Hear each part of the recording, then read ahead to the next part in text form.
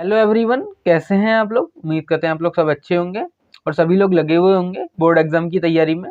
तो आज हम बात करेंगे हमारा जो हिंदी का सैंपल पेपर रिलीज किया है सीबीएसई ने, ऑफिशियली जो रिलीज किया है, जिसका कोड है 002। हिंदी ए का जो सैंपल पेपर है तो उसको आज हम सोल्व करके देखेंगे और देखेंगे किस किस तरह से हमको आंसर को फ्रेम करके आना है, क्या अप्रोच अपनानी है। ठीक है, ये सब बात करेंगे इसमें। तो अभी जो हम ये वाला सैंपल पेपर देखेंगे, आपका बोर्ड एग्जाम का फॉर्मेट भी बिल्कुल सेम इसी के जैसा होगा। अभी ये मान लीजिए कि ये एक फॉर्मेट है बोर्ड एग्जाम के लिए, तो आपका जो बोर्ड एग्जाम आएगा वो इसी वाले फॉर्मेट में आएगा। स्टार्ट कर देते हैं। देखिए क्या है, जो आपको पूरा आपका पेपर होगा वो उसका मैक्सिमम मार्क्स होगा 40 नंबर का। ठीक है, टोटल नंबर कितने होंगे आपके, 40 में से मार्क्स आएंगे जितने भी आप लेकर आएंगे। और कितना टाइम है, टाइम मिलेगा आपको 2 आवर्स का, 2 घंटे का आपको टाइम मिलेगा। उसके बाद यहाँ पे कुछ सामान्य निर्देश दे रखे हैं जिनको इंग्लिश में जनरल इंस्ट्रक्शन कहते हैं। पढ़ लेते हैं क्या है। देखिए, इस प्रश्न पत्र में 2 खंड हैं, खंड क और खंड ख। 2 खंड हैं जी इसमें, एक तो खंड क है और एक खंड ख है। अब देखिए क्या है, सभी प्रश्न करने अनिवार्य हैं। यथासंभव सभी प्रश्नों के उत्तर क्रम अनुसार ही लिखें। आपको ज्यादा से ज्यादा कोशिश ये करनी है कि सभी प्रश्नों के उत्तर जो है वो क्रम अनुसार यानी कि सीक्वेंस वाइज ही लिखने हैं। और थर्ड इसने यहाँ पे क्या दे रखा है, थर्ड इंस्ट्रक्शन, लेखन कार्य में स्वच्छता का विशेष ध्यान रखना है आपको। ठीक है, नीट एंड क्लीन वर्क करना है अपना, कोई भी बिल्कुल इसमें गंदा नहीं करना है कॉपी को। चलिए आगे क्या है, खंड क में कुल 3 प्रश्न हैं। दिए गए निर्देशों का पालन करते हुए इनके उप प्रश्नों के उत्तर देने हैं आपको। ठीक है, ये आपको फॉलो करने हैं स्टेप। और क्या है, खंड ख में कुल 4 प्रश्न हैं, सभी प्रश्नों के साथ विकल्प भी दिए गए हैं। निर्देश अनुसार विकल्प का ध्यान रखते हुए चारों प्रश्न के उत्तर दीजिए। इसमें आपके चारों प्रश्न का उत्तर देना है। तो सबसे पहले हम देखेंगे खंड क को अपना। जो हमारा खंड क है, क्या है ये, पाठ्य पुस्तक व पूरक पाठ्य पुस्तक। आपकी पाठ्य पुस्तक क्या है, जो क्षितिज है, और जो पूरक पाठ्य पुस्तक है क्या है, वह है हमारी कृतिका। तो इसमें से ये प्रश्न लिए गए हैं। कितने मार्क्स के हैं ये सारे प्रश्न, ये सारे प्रश्न हैं 20 मार्क्स के। ठीक है, ये वाला जो खंड क है, खंड क 20 मार्क्स का है टोटल। और ये वाले जो प्रश्न हैं ये वाले, तो ये 2 मार्क्स का एक है। और टोटल इस प्रश्न में उप प्रश्न कितने हैं, 4 हैं। तो 2 × 4 = 8। ठीक है, 8 नंबर के हैं ये पहला प्रश्न। चलिए फिर देख लेते हैं कि पहला प्रश्न हमसे क्या कहना चाहता है। निम्नलिखित प्रश्नों के उत्तर 25 से 30 शब्दों में लिखने हैं आपको। ठीक है, ये वर्ड लिमिट हमेशा आपको ध्यान रखनी है। 25 से 30 शब्दों में आपको आंसर इसका लिखना है। फालतू टाइम बर्बाद नहीं करना है, टाइम मैनेजमेंट पर ध्यान देना है। चलिए क्या है पहला क्वेश्चन, क्या क्वेश्चन है कि फादर कामिल बुल्के संकल्प से सन्यासी थे, मन से नहीं। लेखक के इस कथन के आधार पर सिद्ध कीजिए कि फादर का जीवन परंपरागत सन्यासियों से किस प्रकार अलग था। तो देखिए, अच्छा क्वेश्चन है। ये लिया गया है मानवीय करुणा की दिव्य चमक से, सर्वेश्वर दयाल सक्सेना जी ने लिखा है जिसको।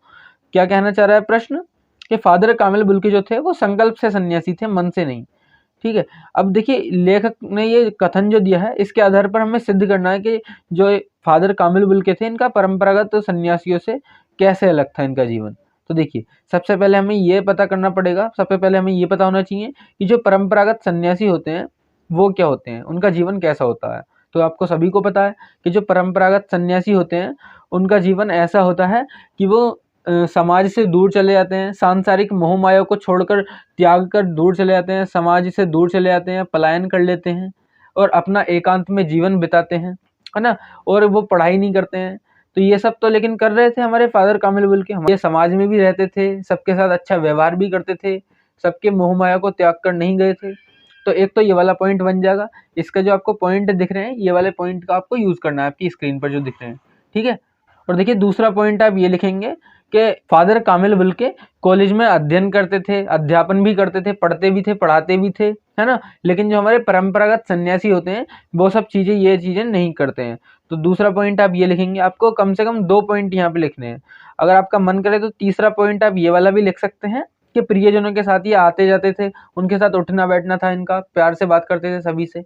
और लेकिन जो हमारे परंपरागत सन्यासी होते हैं वो समाज से ही दूर चले जाते हैं, किसी से अपना मोह माया सब कुछ त्याग के चले जाते हैं। तो ये बात आपको ध्यान रखनी है। तो यहाँ से कम आपको 3 पॉइंट लिख देने हैं। ठीक है, वैसे तो यहाँ पे कम से कम 2 ही लिखने हैं आपको, 2 नंबर में पूछा गया है तो, लेकिन अगर हो सके तो 3 पॉइंट लिखने की कोशिश करना है। तो हमने देख लिया कि फादर कामिल बुल्के का जो जीवन था वो परंपरागत सन्यासियों से किस प्रकार अलग था। अब देखिए नेक्स्ट क्वेश्चन की ओर मूव करेंगे। ये क्या है, फादर की उपस्थिति लेखक को देवदार की छाया के समान क्यों लगती थी। पाठ के आधार पर सिद्ध कीजिए। जो फादर कामिल बुल्के थे उनकी उपस्थिति लेखक को देवदार के वृक्ष की छाया की तरह लगती थी। ये देवदार क्या है? देवदार है एक वृक्ष यानी कि पेड़। देवदार एक तरह का पेड़ होता है, ट्री होता है, ठीक है। तो उनकी जो उपस्थिति थी फादर की, तो उनको हमारे जो लेखक थे उनको एक देवदार की छाया की तरह लगती थी। क्यों लगती थी ये हमें सिद्ध करना है। तो देखिए देवदार के पेड़ की एक विशेषता होती है, एक खूबी होती है, एक क्वालिटी होती है कि वो सबको ठंडी छाया देता है। सबको ठंडी छाया देता है, किसी को कोई नुकसान नहीं पहुंचाता, और क्या करता है, सबको ठंडी छाया देता है। तो उनकी जो हमारे यहाँ पे जो हमारे फादर कामिल बुल्के हैं उनकी तुलना लेखक ने देवदार की छाया से की है।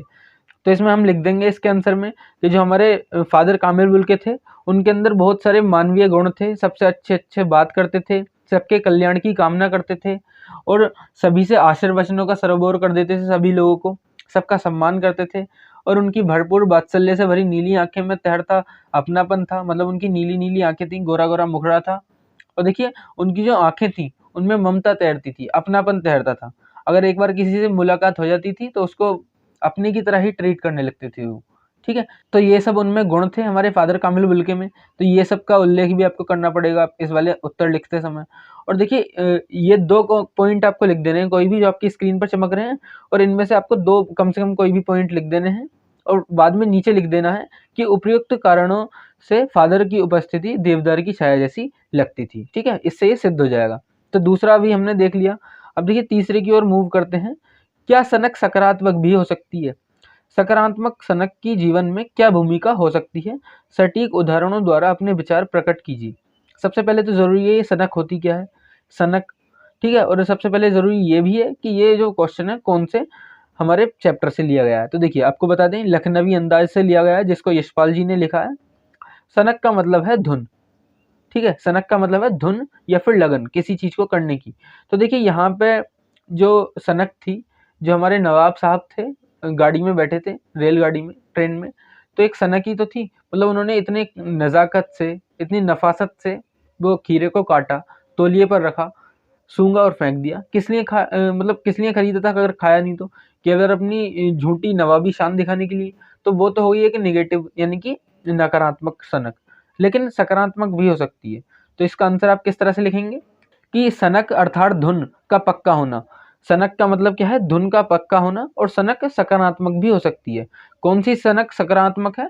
मेहनत और ईमानदारी से काम करने की सनक सकारात्मक सनक होती है, ठीक। कुछ इस तरह से आपको आंसर को फ्रेम करना है। अब कुछ आपको इसमें एग्जाम्पल भी ऐड कर देने हैं कि क्या भूमिका हो सकती है। जैसे हमारे विवेकानंद जी थे, और हमारे कलाम साहब थे, डॉक्टर एपीजे अब्दुल कलाम साहब थे, डॉक्टर बी.आर. अम्बेडकर थे। इन सब की जो सनक थी, इन सब में जो लगन थी वो सकारात्मक थी। किस तरह से इन्होंने सामाजिक बुराइयों को खत्म कर दिया। जो राजा राम मोहन राय थे उन्होंने किस प्रकार से सामाजिक बुराइयों को समाज से बाहर निकाला था। तो इस तरह की सनक क्या होती है? सकारात्मक सनक होती है। जैसे अभी आप पढ़ रहे हो, आप ये तय कर लो कि आज से हमें 12 से 14 घंटा पढ़ना है, चाहे कुछ हो जाए, ठीक है। तो इस तरह की जो सनक है वो आपकी सकारात्मक सनक है। आप पॉजिटिवली सनक है वो आपकी, ठीक है। कि आप टॉपर बनना चाहते हो, तो ये सब क्या है? आपकी पॉजिटिव सनक है।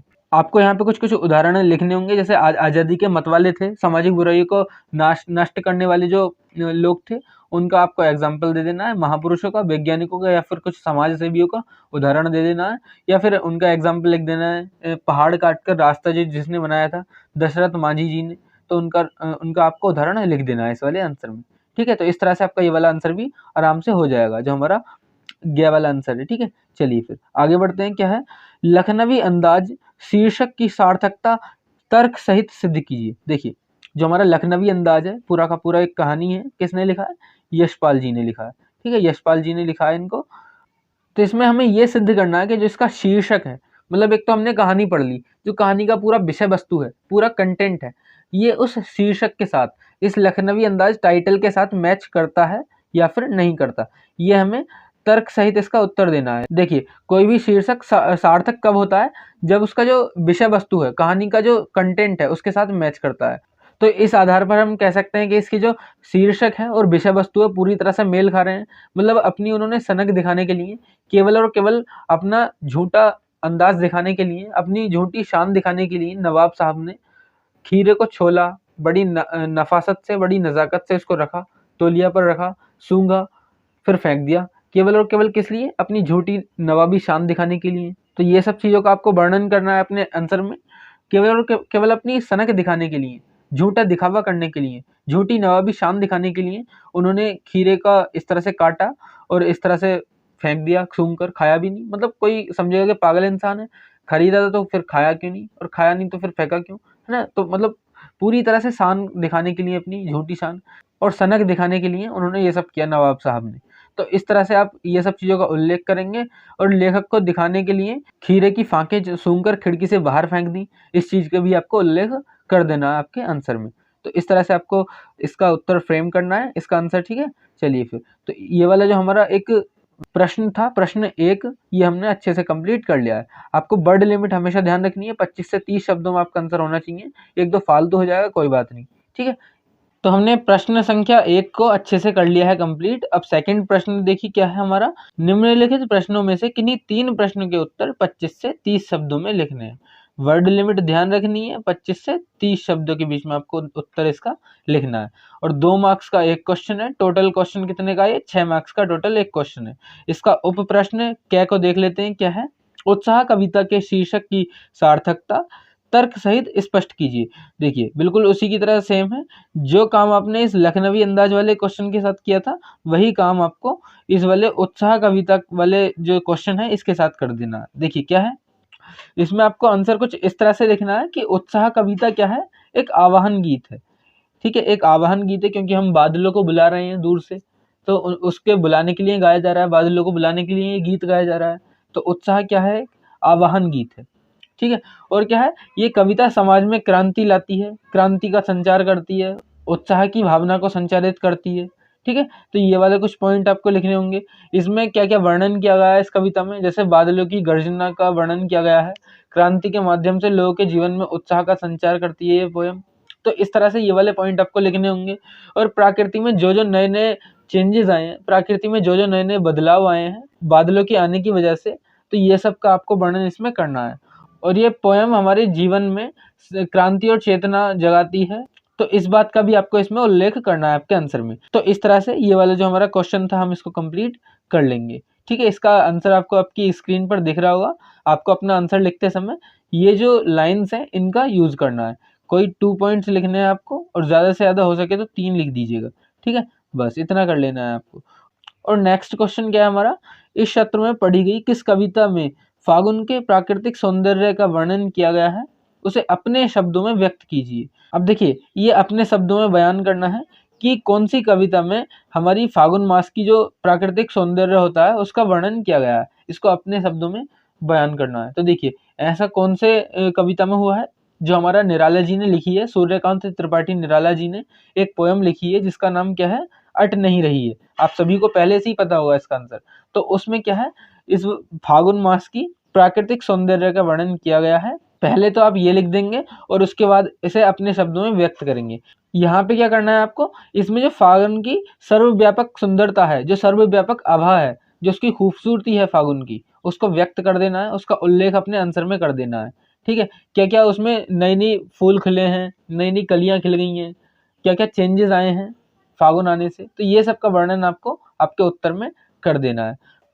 प्रकृति में सौंदर्य का बढ़ जाना, नई नई कलियां खिल जाती हैं और खुशबू भी आने लगती है हमें, और नई नई क्यारियां खिल जाती हैं, ठीक है। ये सब आप क्योंकि पोयम पढ़े हो, हमने पढ़ाई है, नहीं देखी है तो देख लेना, उसकी वीडियो हमारे चैनल पर अपलोडेड है। तो इस तरह से आपको इसका आंसर लिख देना है। एक लाइन थी ना पोयम में कि उड़ने को नभ में तुम पर कर देते हो, काफ़ी ज़्यादा उल्लास आ जाता है, काफ़ी ज़्यादा चेतना नई जग जाती है फागुन मास में। तो ये सब आपको उत्तर में लिख देना है अपनी, ठीक है। तो इस तरह से हम जो ये हमारा 6 प्रश्न था इसको भी कर लेंगे अच्छे से कंप्लीट। आगे चलते हैं, आगे क्या है हमारा, आगे है इस सत्र में पढ़ी गई किस कविता में कोरी भावुकता न होकर जीवन में संचित किए गए अनुभव की अनिवार्य सीख है।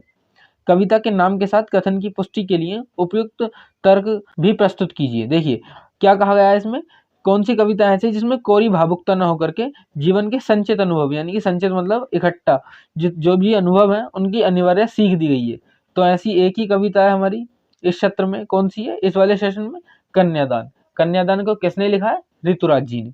तो देखिए अब इस कथन की पुष्टि करनी है, मतलब ये कथन ठीक है या फिर ठीक नहीं है, ये हमें पुष्टि करनी है, मतलब इसका तर्क सहित हमें उत्तर देना है। तो देखिए, जो हमारी कविता है कन्यादान, उसमें क्या है, एक माँ जो है केवल कोरी भावुकता ही नहीं दिखा रही है, वहाँ पे अपनी केवल और केवल भावुकता का ही प्रदर्शन नहीं कर रही है, बल्कि क्या कर रही है, अपने जीवन में जो उसने सीखा है, जो अनुभव है उसके, जो उसने झेला है, उसके बारे में अपनी बेटी को बता रही है, ताकि इसके साथ ऐसा ना हो सके, ताकि उसकी बेटी के साथ उसके ससुराल में ऐसा ना हो सके। ठीक है, तो ये बता रही है यहाँ पे माँ, यहाँ पे उस बेटी की माँ उसको कुछ उपदेश दे रही है कि सौंदर्य या फिर वस्त्र आभूषण पर रीझना मत। कविता में कहती है ना कि पानी में अपने चेहरे को देख करके मत रीझना, है ना।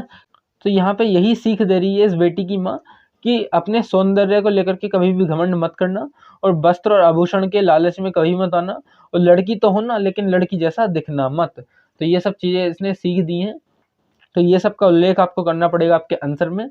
और आपको एक बार फिर से बता दें कि लड़की होना पर लड़की जैसी दिखना मत, तो इसका अर्थ क्या है कि लड़की जैसी अपने अंदर गुण तो रखना। लड़की सबसे नरमी से बात करती है, हर किसी से अच्छा व्यवहार करती हैं लड़की लोग, लेकिन अगर कोई जुल्म करे तो जुल्म बर्दाश्त मत करना, ठीक है।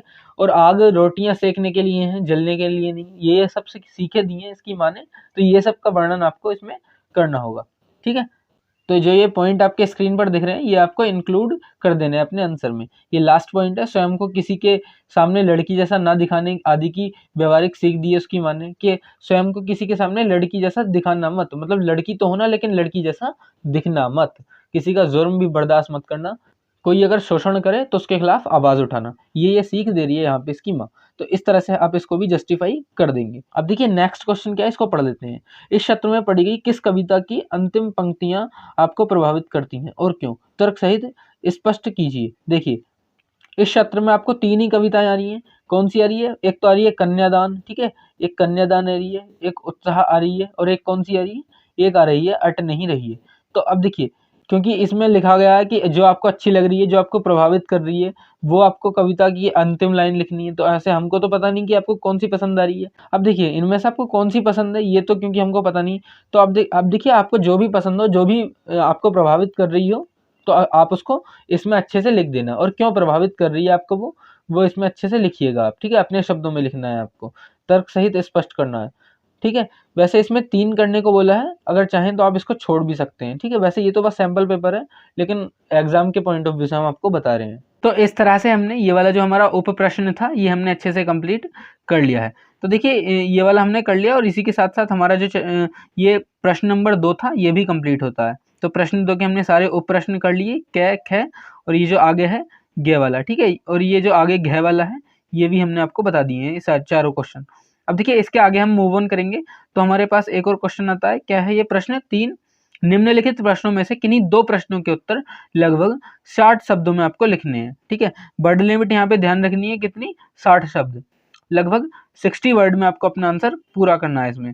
और यहाँ पे 3 मार्क्स का एक क्वेश्चन है, और इसमें से कोई आपको 2 क्वेश्चन करने होंगे। तो 3 × 2 = 6, यानी कि ये जो पूरा क्वेश्चन है, प्रश्न 3 6 मार्क्स का पूरा एक क्वेश्चन है, ठीक है। चलिए फिर स्टार्ट कर देते हैं। देखिए, पहला क्वेश्चन क्या है? पहला उप प्रश्न कहता है इसमें, माता का आंचल पाठ में वर्णित बचपन और आज के बचपन में क्या अंतर है? देखिए, जो माता का आंचल है, आपका पूरा एक पाठ है कृतिका बुक में, जिसको लिखा है शिव पूजन सहाय जी ने। तो उसमें जो बचपन दिखाया गया है भोलेनाथ का, एक तो उस वाले बचपन में, और जो आज का बचपन है, जो आज के लड़के लोग या फिर आज के जो बच्चे लोग होते हैं, वो बचपन जीते हैं, उस बचपन में क्या अंतर है, ये हमें अंतर स्पष्ट करना है सबसे पहली बात तो।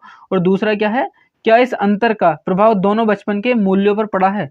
मतलब जो बच्चों में मूल्य होते हैं, जो संस्कार होते हैं, जो उनकी वैल्यूज होती हैं, जो मोरल होते हैं उनमें, क्या उस पर भी इसका प्रभाव पड़ा है बचपन का? तो ये हमें यहाँ पे लिखना है, ठीक है, तर्क सहित स्पष्ट करना है हमें, ठीक है। तो अब देख लेते हैं, देखिए इसका आंसर कैसे लिखेंगे। सबसे पहले हमने डिमांड को जाना, क्वेश्चन की क्या डिमांड थी, क्या हमसे डिमांड कर रहा था क्वेश्चन। अब देखेंगे इसका आंसर कैसे हमको लिखना है। देखिए, अब पहले से हमें अपना आइडिया ही लगाना है कि पहले जो बच्चे लोग होते थे वो कैसे खेलते थे, और जो आज के बच्चे लोग हैं वो कैसे खेलते हैं। तो अगर हम आइडिया लगाएंगे, थोड़ा सा सोचेंगे, दिमाग पर जोर देंगे, तो हमें याद आएगा कि पहले क्या होता था। पहले बच्चे ज़्यादातर खेल खिलौने से नहीं खेलते थे, वो खेल खिलौने मट्टी के हुआ करते थे, या पहले खेल खिलौने से बचते ही थे ज़्यादातर बच्चे, है ना। पहले खेल खिलौनों से नहीं खेलते थे वो लोग, पहले क्या थे, बड़े बड़े स्थान थे, बड़े बड़े घर होते थे, उनमें खेलते थे वो पूरे दिन मट्टी में, है ना। भोलेनाथ का बचपन इसी में दिखाया गया है, ऐसा ही दिखाया गया है। पहले खेत खलियानों में घूमते थे वो पूरे दिन खेलते रहते थे। तो पिछले ज़माने में यानी कि पुराने समय में क्या था कि खेलने की जगह खेत खलियानों में खेलते थे वो घरों की जगह। लेकिन आज क्या है, खेत खलियानों की जगह जो हमारे घर हैं वो सीमित हो गए हैं, छोटे हो गए हैं, कमरों में बदल गए हैं। तो आजकल लोग जो है वो कमरे में खेलते हैं, बच्चे लोग कमरे में खेलते हैं। आजकल के बच्चे लोगों को अपना बचपन एक कमरे में बिताना पड़ता है, कमरे में खेलकर गुजारते हैं अपना बचपन। तो एक अंतर तो आप ये लिख देंगे कि पहले क्या होता था, पहले जो बच्चे लोग होते थे वो खिलौनों से नहीं खेलते थे, खिलौनों से नहीं खेलते थे। वो क्या करते थे, बड़े बड़े उनके खेत खलियान होते थे, बड़े बड़े उनके घर होते थे, वहां पे मिट्टी में खेला करते थे। लेकिन आज क्या है, आज के बच्चे क्या करते हैं, अपने घर में ही खेलते हैं, कमरों में खेलते हैं, क्योंकि उनके पास इतनी ज्यादा जगह नहीं है, क्योंकि जनसंख्या बढ़ी है पहले से, तो इसकी वजह से घर भी छोटे छोटे हो गए हैं। आप देखते होंगे, है ना, जो लोग शहर में रहते हैं तो उनके पास पूरी तरह से पर्याप्त जगह नहीं होती है। आप लोग बुरा नहीं मानेंगे, ये बस कहानी के आधार पर बता रहे हैं, ठीक है। तो आजकल के बच्चे क्या करते हैं, घरों में खेलते हैं, खेत खलिहानों में खेलने की जगह। तो एक तो अंतर ये लिख देंगे आप, ठीक है। बचपन क्या हो गया, आज घर में सीमित हो गया है, आज कमरे में सीमित हो गया है। तो एक तो अंतर आप ये लिख देंगे। और दूसरा क्या है, पहले बचपन में संयुक्त परिवार का प्रेम मिलता था। पहले क्या था, पहले बच्चे लोग क्या करते थे, अपनी दादी से, अपने दादाजी से, अपनी नानी जी से कहानियां सुनते थे, उनके साथ टहलने जाया करते थे, सुबह में जाया करते थे, खेलते थे उनके साथ। लेकिन आज क्या है, आज जो है सब लोग अपने अपने काम से लग गए हैं, आज एकल परिवार हो गया है। तो आज क्या है, आज एकल परिवार में बदल गए हैं, बड़े बड़े परिवार। और सभी लोग अपने काम काज से बाहर चले जाते हैं, मम्मी जी अपने काम से चली गई हैं, पापा जी अपने दफ्तर चले गए हैं, ऑफिस चले गए हैं। और जो बच्चे लोग हैं वो अकेलापन महसूस करते हैं, घर रहते हैं, पूरा दिन कंप्यूटर में गेम खेलते हैं, मोबाइल में पबजी मोबाइल लाइट खेलते हैं, है ना। तो दूसरा अंतर आपको इस तरह से लिख देना है कि पहले बच्चों को संयुक्त परिवार का प्रेम मिलता था, उनकी दादी जी कहानियां सुनाया करती थी, है ना। और आज क्या है, आज वो परिवार एकल परिवार में बदल गया है, और बच्चे घर बैठकर पूरा दिन कंप्यूटर में या फिर लैपटॉप में या फिर ये मोबाइल में गेम खेलते हैं। तो इस तरह से आपको दूसरा भी लिख देना है। और बच्चे पूरा दिन अकेले रहते हैं, ठीक है। तो उनको भरपूर जो प्रेम मिलना चाहिए, जो मूल्य उनमें होने चाहिए, वो नहीं है। अब देखिए, क्योंकि ये जो बच्चे हैं आजकल के, वो आजकल के बच्चे अपनी दादाजी या दादी जी के साथ नहीं रहते हैं, तो उनमें इतने ज़्यादा संस्कार भी नहीं होते हैं, है ना। पहले बच्चे क्या थे, पहले बच्चे दादाजी के साथ खेलते थे, दादी जी के साथ खेलते थे, तो उनमें मूल्य बहुत अच्छे अच्छे होते थे, नैतिकता बहुत होती थी, नैतिक मूल्य बहुत ज़्यादा होते थे, संस्कार भी होते थे। लेकिन आज क्या है, आज एकल परिवार है, तो ना ही तो दादाजी हैं, ना ही दादी जी हैं। तो बच्चों में जो संस्कार हैं, संस्कार में गिरावट आ गई है, बच्चों के संस्कार कम मिलते हैं देखने के लिए। तो इस तरह से आपको आंसर उसमें लिख देना है, ठीक है, अपनी एग्जाम कॉपी में। तो उम्मीद करते हैं ये वाला क्वेश्चन आप अच्छे से समझ गए होंगे। इस तरह से आपको वहाँ पे आंसर को फ्रेम करते आना है। और भी आप अपनी इमेजिनेशन स्किल्स का यूज़ किया कीजिए इसी तरह के आंसर लिखने के लिए, ठीक है। ज़रूरी नहीं है जो पार्ट में है वही लिखेंगे, अपनी इमेजिनेशन स्किल से भी आप जो क्वेश्चन है उसको अट्रैक्टिव बना सकते हैं, पूरे मार्क्स ला सकते हैं, ठीक है। चलिए फिर कल्पना भी किया कीजिए आप थोड़ा सा। आगे चलते हैं, क्या है, देखिए नेक्स्ट क्वेश्चन हमारा, जॉर्ज पंचम की नाक पाठ में निहित व्यंग को स्पष्ट करते हुए बताइए कि मानसिक पराधीनता से मुक्ति पाना क्यों आवश्यक है। सबसे पहले तो जानना ये जरूरी है कि जो मानसिक पराधीनता है ये क्या होती है। देखिए, मानसिक पराधीनता होती है दिमागी गुलाम बनना, ठीक है। पराधीनता का मतलब होता है गुलाम। मानसिक, अभी मान लीजिए इसको एक एग्जाम्पल के साथ समझते हैं। देखिए, हाँ, अंग्रेज जो आए थे हमारे यहाँ पे, ब्रिटिश लोग जो आए थे, उन्होंने हमें आज़ाद कभी कर दिया था, आज़ाद हमें कर दिया था 1947 में। लेकिन कुछ लोग 1947 के बाद भी, आज़ाद होने के बाद भी मानसिक रूप से, मेंटली वो आज़ाद नहीं थे, मानसिक रूप से स्वतंत्र नहीं थे, मानसिक रूप से आज़ाद नहीं थे वो लोग। तो इसी को कहा गया है मानसिक पराधीनता, ठीक है। मानसिक गुलाम यानी कि मानसिक पराधीनता, मानसिक गुलामी, तो इसी को यहाँ पे कहा गया है। तो यही यहाँ पे क्वेश्चन बताना चाह रहा है आपको कि जॉर्ज पंचम की नाक में जो पार्ट है हमारा, इसमें निहित व्यंग को स्पष्ट करते हुए बताइए कि मानसिक पराधीनता से मुक्ति पाना क्यों आवश्यक है। सबसे पहले इसमें जानेंगे कि मानसिक पराधीनता का इसमें क्या संबंध है जॉर्ज पंचम की नाक में, ठीक है। तो देखिए, इस जॉर्ज पंचम की नाक में जब हमें बताया गया है कि अंग्रेज हमें छोड़कर चले गए थे, लेकिन जब रानी एलिजाबेथ हमारे यहाँ पे आ रही थी, तो सब जो सत्ता से जुड़े लोग थे, सब एकदम अलर्ट हो गए थे, सब उनके लिए तैयारियां करने में लग गए थे। मतलब जब आपने अंग्रेजों का बहिष्कार कर दिया है, तो फिर जब वो आ रही हैं रानी एलिजाबेथ, तो उनका इतना भव्य स्वागत क्यों कर रहे हो आप लोग। तो क्या है, ये एक तरह की मानसिक पराधीनता है, मानसिक गुलामी है। मतलब आप फिजिकली तो उनसे आजाद हो गए हो, मतलब उन्होंने हमें आजाद तो कर दिया है, लेकिन आप मानसिक रूप से फिर भी उन्हीं के गुण गा रहे हो। तो ये क्या है, ये मानसिक पराधीनता को दर्शाता है, ठीक है, तो ये एक पॉइंट ये लिखेंगे कि सत्ता से जुड़े जितने भी लोग थे वो मानसिक पराधीनता के शिकार थे, क्योंकि अंग्रेजों का बहिष्कार करने के बाद भी जब रानी एलिजाबेथ हमारे यहाँ पे आ रही थी तो उनका भव्य स्वागत में लगे हुए थे। तो ये आप लिखेंगे कि वो सब क्या थे, मानसिक पराधीनता के शिकार थे। और जो सरकारी तंत्र था ऊपर से नीचे तक एकदम खोखला था, भ्रष्ट था, पूरी तरह से भ्रष्टाचार था वहां पे। क्योंकि जब वो शिल्पकार था, पूरा देश में घूम आया, एक दो बार चक्कर लगाया पत्थर के लिए और नाक के लिए, कहीं उसको मूर्ति नहीं मिली, तो क्या शो करता है, एक तरह का भ्रष्टाचार ही तो शो करता है। मतलब पूरा देश में उसको पत्थर नहीं मिला, तो मतलब ये एक तरह का भ्रष्टाचार शो करता है। ठीक है, क्या है यहाँ पे, करप्शन था बहुत ज्यादा। तो इस तरह से आप लिखेंगे। और अब यहाँ पे लिखेंगे आप कि जो मानसिक पराधीनता है इससे मुक्ति पाना क्यों आवश्यक है, क्यों जरूरी है मानसिक गुलामी से मुक्ति पाना। क्योंकि देखिए, अगर देश का सच्चा विकास करना है, सच्चा विकास करने के लिए, ट्रू डेवलपमेंट करने के लिए हमें मानसिक पराधीनता से मुक्त होना आवश्यक है हमको। ठीक है, आज आप लोग देखते होंगे, खुद भी महसूस करते होंगे इस बात को कि हम आज पूरी तरह से स्वतंत्र हो गए हैं। 1947 के बाद हमको पूरी तरह से स्वतंत्र कर दिया गया है। ठीक है, अंग्रेजों ने हमें पूरी तरह से आज़ाद कर दिया है, लेकिन फिर भी हम उनके कल्चर को ही याद करते हैं, उनके कल्चर को ही प्रमोशन देते हैं, उनके कल्चर को ही बढ़ावा देते हैं। हम अपनी संस्कृति को इतनी प्रेफरेंस नहीं दे रहे, इतनी प्राथमिकता अपनी कल्चर को नहीं दे रहे, अपनी संस्कृति को नहीं दे रहे जितनी वहाँ की संस्कृति को प्राथमिकता दे रहे हैं। तो ये क्या है, ये एक तरह की मानसिक गुलामी है। मतलब आज़ाद होने के बाद भी हम लोग सब चीज़ उन्हीं की यूज़ करते हैं, कपड़े भी उन्हीं तरह का पहन रहे हैं, जैसे वो लोग खाते थे वैसे ही हम खाते हैं, नई नई शराबें आती थी वो भी हम कंज्यूम कर रहे हैं। तो ये क्या है, ये एक तरह की मानसिक पराधीनता को ही दर्शाता है। तो इससे मुक्ति पाना, क्योंकि हमें अपना आत्मसम्मान बचा के रखना है, हमें अपना स्वाभिमान की रक्षा करने के लिए जो ये मानसिक पराधीनता है इससे मुक्ति पाना बहुत ज़्यादा आवश्यक है। तो इस तरह से आपको आंसर फ्रेम करना है। वहाँ पे कोई डाउट हो तो कमेंट बॉक्स में पूछ लीजिएगा। तो इस तरह से आपको इस वाले क्वेश्चन का भी आंसर अच्छे से लिख देना है। अब नेक्स्ट क्वेश्चन पर मूव ऑन करते हैं। क्या है ये, नदी, फूलों, वादियों और झरनों के स्वर्गिक सौंदर्य के बीच किन दृश्यों ने लेखिका के हृदय को झंझोड़ दिया। साना साना हाथ जोड़ी पाठ के आधार पर उत्तर दीजिए। आपने अच्छे से पढ़ा होगा ये चैप्टर, साना साना हाथ जोड़ी, ये कृतिका का एक चैप्टर है, आपने अच्छे से पढ़ा होगा।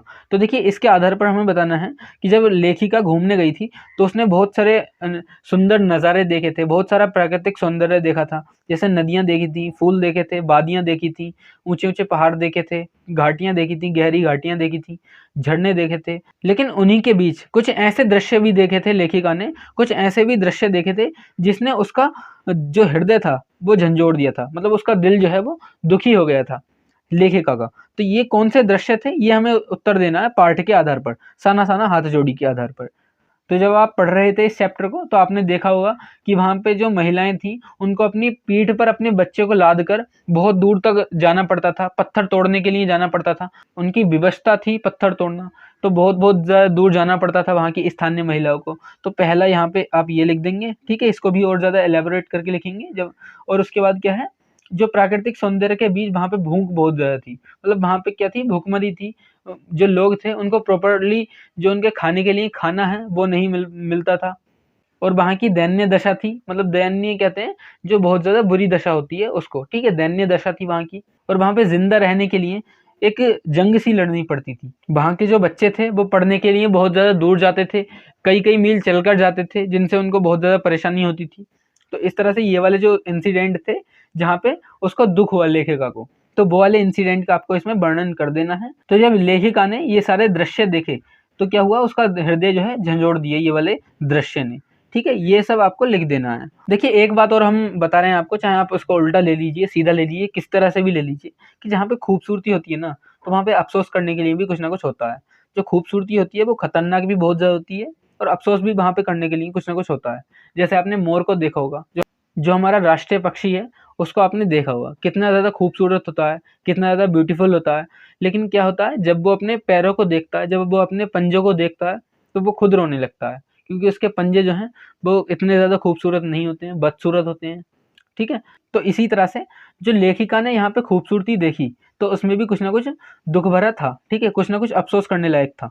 तो इस तरह से आपको यहाँ पे तुलना कर देनी है। जैसे हमने ये वाला एग्जाम्पल दिया मोर का, तो इस तरह से आपको वहाँ पे भी लिख कर आना है। एग्जामिनर एकदम से खुश हो जाएगा आपसे, एकदम पूरे मार्क्स आपको दे देंगे वो एग्जामिनर लोग। तो इस तरह से हमने जो प्रश्न 3 था ये हमने अच्छे से कंप्लीट कर लिया है।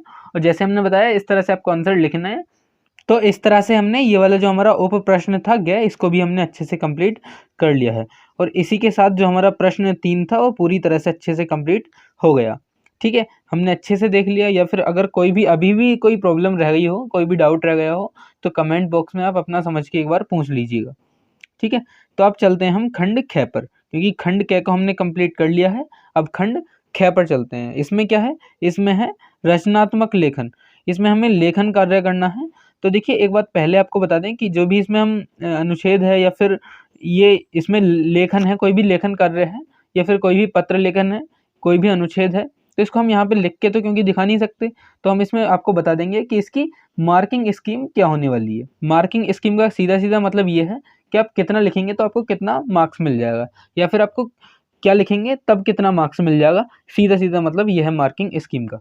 चलिए फिर, तो देखिए सबसे पहले आपको बता दें, ये पहला आपका क्वेश्चन है यहाँ पे खंड ख में, क्वेश्चन नंबर 4 क्या है, निम्नलिखित अनुच्छेद में से किसी एक विषय पर संकेत बिंदुओं के आधार पर लगभग 150 शब्दों में अनुच्छेद लिखिए। तो देखिए 150 शब्दों में आपको एक अनुच्छेद लिखना है, और इसमें आपको ये संकेत बिंदु जो हैं, संकेत बिंदु मतलब ये जो हैं, देखिए भूमिका, लॉकडाउन की घोषणा, ऑनलाइन कक्षाओं का आरंभ, ये सब चीज़ों पर अनुच्छेद लिखना है। ये क्या है, ये संकेत बिंदु हैं।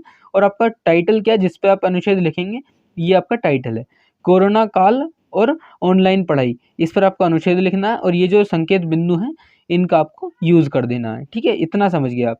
तो देखिए अब यहाँ पे हम बता दें कि आपको 3 यहाँ पे चॉइसेस दी गई हैं अनुच्छेद की, तो इसमें से आपको कोई भी एक चॉइस देख लेनी है जो आपको अच्छा लगे, उस पर आपको अनुच्छेद लिख देना है। अब देखिए बात कर लेते हैं इसकी मार्किंग स्कीम की, मतलब आप कितना लिखेंगे तो आपको कितने नंबर मिल जाएंगे। तो देखिए सबसे पहले अगर आप अनुच्छेद की भूमिका लिख देंगे तो आपका 1 नंबर पूरा पक्का हो जाएगा। ठीक है, भूमिका का 1 नंबर है। इसके अंदर का जो विषय वस्तु है, विषय वस्तु मतलब जो इसके अंदर का कंटेंट है, जिसमें अंदर आप लिखोगे, वो अगर आप अच्छे से लिख दोगे, उसके मार्क्स आपको 3 मार्क्स आपको मिल जाएंगे। ठीक है, उसके 3 मार्क्स आपको मिल जाएंगे विषय वस्तु के। विषय वस्तु को इंग्लिश में कहते हैं कंटेंट।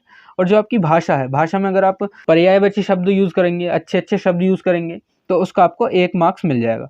और ये टोटल कितने का है, ये टोटल है 5 अंकों का। ठीक है, अब देखिए प्रश्न 5 क्या है, आपकी चचेरी दीदी कॉलेज में दाखिला लेना चाहती हैं, किंतु आपके चाचा जी आगे की पढ़ाई ना करवाकर उनकी शादी करवाना चाहते हैं। इस बारे में आपके चाचा जी को समझाते हुए लगभग 120 शब्दों में एक पत्र लिखना है आपको। ठीक है, तो आपको ये पत्र लिख देना है। उसमें भी आपको 2 चॉइसेस दी गई हैं, या तो आप ये वाला टॉपिक पर लिखेंगे या फिर इस वाले टॉपिक पर लिखेंगे। दूसरा टॉपिक क्या है, आपके क्षेत्र में सरकारी राशन की दुकान का संचालक गरीबों के लिए आए अनाज की कालाबाजारी करता है और कुछ कहने पर उन्हें धमकाता है।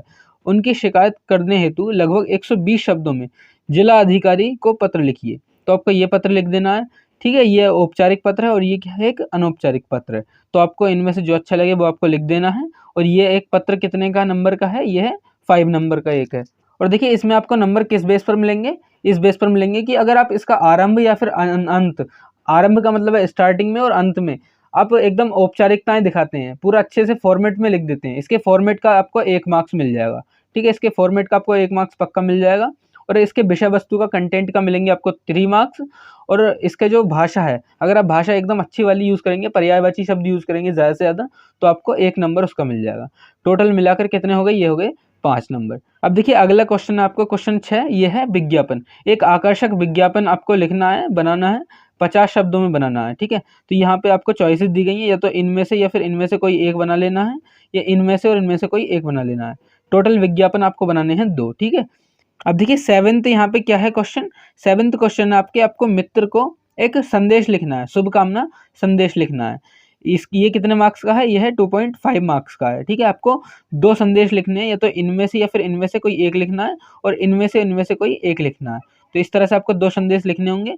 और इसकी मार्किंग स्कीम क्या है, इसकी मार्किंग स्कीम भी इसी तरह से है। अगर आप इसमें रचनात्मक प्रस्तुति करते हैं, अच्छे से कोई शायरी लिख देते हैं, कोई अच्छे से लाइन लिख देते हैं, तो उसकी आपको मिल जाएगा 1 मार्क्स। और इसके विषय वस्तु का कंटेंट का मिलेगा 1 मार्क्स। और इसकी जो भाषा है, आप अच्छे से यूज़ करते हैं, अच्छी भाषा लिखते हैं, तो उसका आपको मिलेगा 1.5 मार्क्स। ठीक है, इस तरह से इसकी मार्किंग स्कीम है। ठीक है, चलिए फिर इतना समझ गए। तो इसी के साथ हमने जो हमारा हिंदी ए का जिसका कोड था 002, ये वाला जो हमारा सैम्पल पेपर रिलीज़ किया है सीबीएसई ने, हमने अच्छे से कंप्लीट कर लिया है। उम्मीद करते हैं हम आपको अच्छे से समझा पाए होंगे। कोई भी अगर डाउट रहा हो एकदम से कमेंट कर लीजिए, अपना समझ के पूछ लीजिए। और चैनल पर जो प्लेलिस्ट है आप उसको एक बार चेक कर लीजिए एकदम से, आपके काम की बहुत सारी वीडियोज़ वहाँ पर अपलोडेड हैं ऑलरेडी। वीडियो अगर अच्छा लगा हो तो वीडियो को एक लाइक ज़रूर करें। चैनल पर नए आए हैं तो चैनल को सब्सक्राइब करना ना भूलें। अपने फ्रेंड्स के साथ भी शेयर करके दूर तक पहुँचाएं इस वीडियो को, चलिए फिर एंड करते हैं यहीं पर इस वीडियो का, मिलेंगे नेक्स्ट वीडियो में। जय हिंद।